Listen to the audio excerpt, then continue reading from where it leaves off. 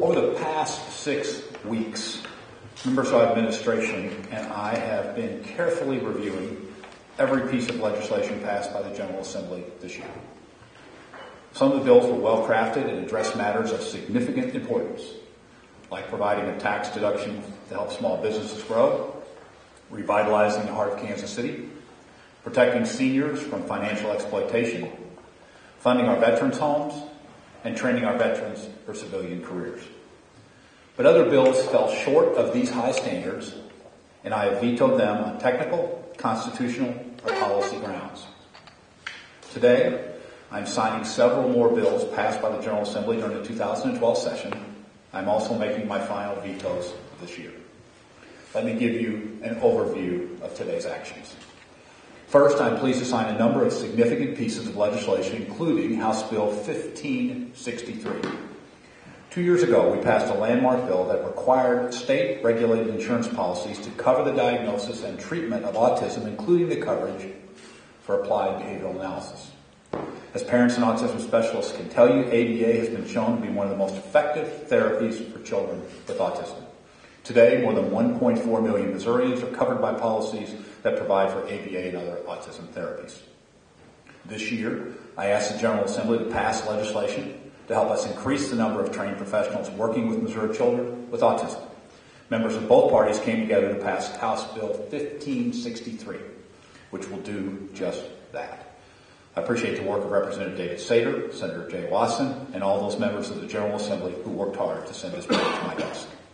I'm also signing a number of other bills concerning public safety, transportation, the judiciary, real estate, insurance, securities, and elections. My office has provided that list to y'all this morning. While I am pleased to sign these bills into law, I'm also vetoing 10 bills today.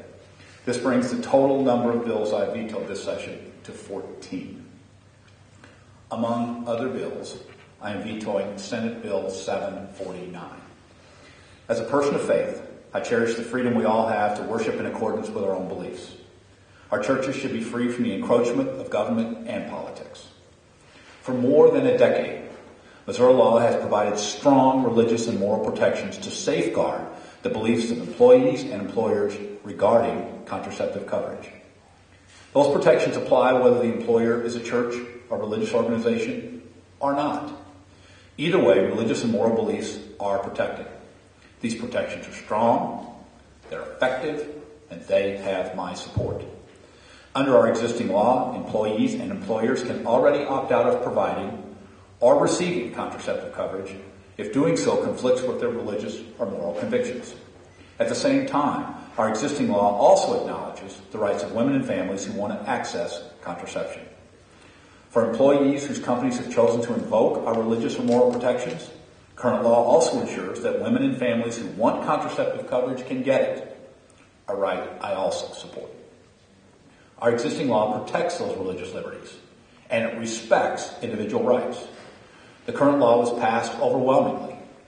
It has been on the books for years, and it works. The additional provisions included in Senate Bill 749, such as the notice requirement for individual policies, are worthwhile ideas that deserve continued discussion. But one significant and negative change within Senate Bill 749 requires my veto today. For the first time, this bill would allow insurance companies to impose their will and deny contraceptive coverage to women, even if women and their employers wanted it included. This bill would allow insurance companies to override the rights and beliefs of employers and employees. By doing so, the bill would shift authority to make decisions about access to contraceptive coverage away from Missouri women, families, and employers, and put that power in the hands of insurance companies. That would be a step backwards for Missouri. This could also set a dangerous precedent for the future in other types of healthcare services, such as end-of-life care or cancer screenings. We want families making these decisions, not insurance companies. For that reason, I am vetoing this bill. Again, Missouri law already provides strong religious and moral protections. Missouri law also respects the rights of women and families to access contraception, and insurance companies should not have the power to overrule that right. If the legislature were to pass a bill that includes the additional notice requirement for insurance policies without limiting access to contraception or shifting authorities to insurance companies, I would give that bill serious consideration. And I'm certainly open to discussions about what that bill would need to look like.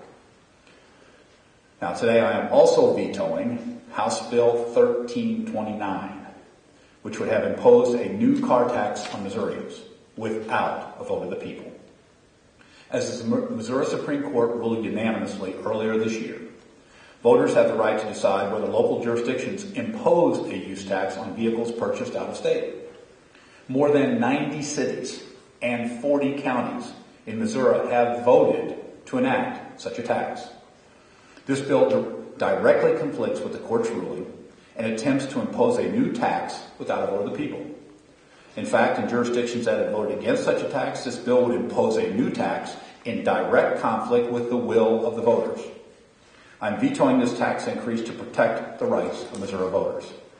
I'm committed to continuing to work with local governments, legislators, and Missouri auto dealers to craft a practical solution on this issue, but I cannot support imposing a new tax without a vote of the people.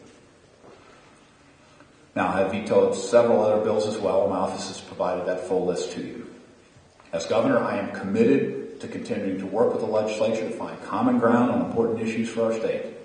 We did that on many issues this year, from small business growth to autism treatment to supporting our veterans.